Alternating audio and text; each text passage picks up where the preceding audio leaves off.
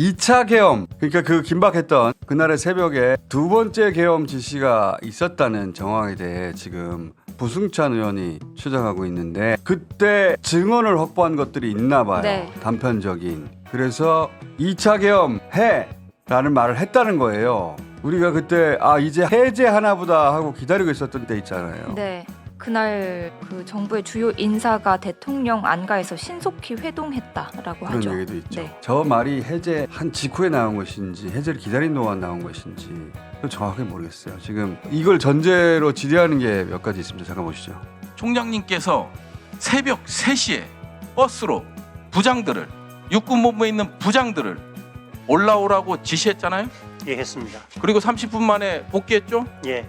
그러면 1시 반 대통령이 올 때부터 3시 지시가 내려질 때까지 과연 무슨 작당을 했을까 의문이 생기겠죠. 저 계엄사령관 바지라서 모를 수도 있고 모른 척하는 것일 수도 있는데 그 사이에 두 번째 하려고 해제했으니까 국회가. 네.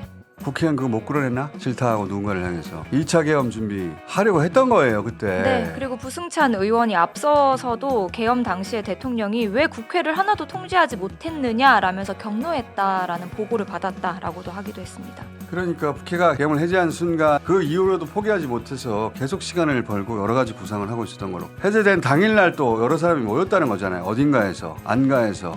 네. 안가에서 무슨 얘기를 했는지 모르겠고. 그리고 제가 입수한 첩보, 대통령 부인이 이번 주까지도 어떤 기관에 오비인지 모르겠습니다.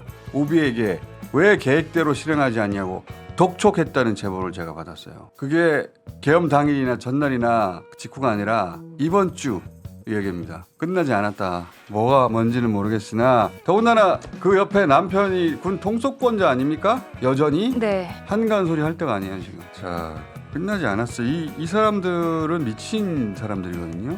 그런데 여전히 모든 권능이 살아있어요. 탄핵하기 전에는 체포해도 그 권능이 살아있어서 감옥 안에서도 여전히 군 통수권자예요. 네. 그게 그렇게 무서운 겁니다. 그래서 탄핵하자고 하는 거예요. 부승찬 의원이 2차 계엄 얘기를 해가지고 그거 잠깐 연결해 보겠습니다.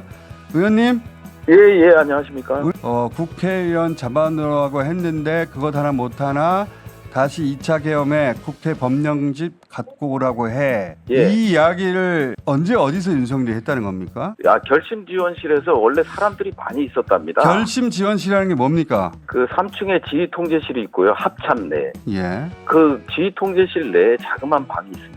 거기에는 많이 들어가도 한 20명 들어갈까 말까 하는 방입니다. 그게 지휘부만 딱 들어가면 되는 거네요. 네네네. 그래서 뭔가 결심한다 이런 의미입니까? 결심지원실. 예. 그래서 거기서 이제 처음에는 대통령이 오니까 많이 들어갔던 거죠. 그런데 이제 거기서 이제 2차 계엄 얘기를 왜 그 국회 하나 접수 못하냐? 2차 계엄에서라도 접수해 이런 투의 얘기를 했다는 겁니다. 윤석열이 당시에 그 결심지원실 거기에 왔다는 거예요? 그렇죠. 이제 계엄 해제 요구 결의안이 의결되고 나서 바로 내려왔다는 겁니다. 그러니까 일단 이 상황은 국회에서 계엄이 해제되는데 지켜보고 있다가 당시 결의하기 직전에는 지금 특전사령관한테 전화해서 아직 정족수 안 된 것 같으니까 끌어내라고 전화를 했고 그다음에 표결이 되고 나자 합참 결심 준비실이요 거기로 내려와서 했던 말이 그거 하나 못하나? 2차 계엄 준비해. 그리고 국회 법령집 갖고 오라고 그래. 계엄 해제 직후 국회에서 해제 직후 우리는 상황이 안 끝났다고 얘기해서 그게 무슨 상황인가 했더니 2차 계엄을 생각하고 있었던 거네요. 그렇죠. 그러다 보니까 7공수나 13공수나 그냥 대기 상태를 유지하고 있었던 거죠.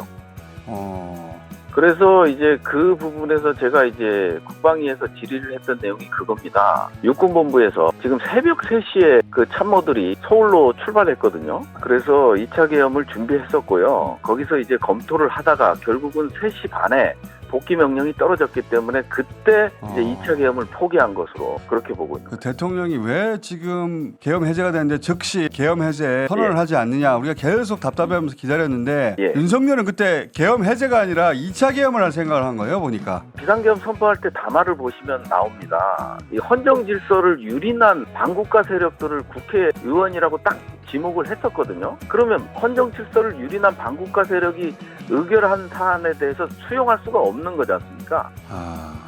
그러다 진짜 보니까 이제 아슬아슬했다. 2차 계엄으로 전환시키려고 했던. 했는데 그 2차 계엄은 아마도 그 현장에 있었던 대부분이 반대했겠죠. 근데? 2차 계엄 얘기를 하고 결심 지원실에서 다 나가라고 대통령이 지시를 했답니다. 그래서 나가라. 극소수 인원이 있는데 극소수. 그 인원이 누구냐? 예. 확인된 거는 국방부 장관, 국방부 장관. 육군참모총장, 예. 대통령. 이 셋은 확인됐고요. 제가 국방위에서 뭐 합참의장 있었냐, 작전본부장 있었냐, 그 다음에 합참차장 있었냐 이런 것들을 계속 캐물었던 거죠.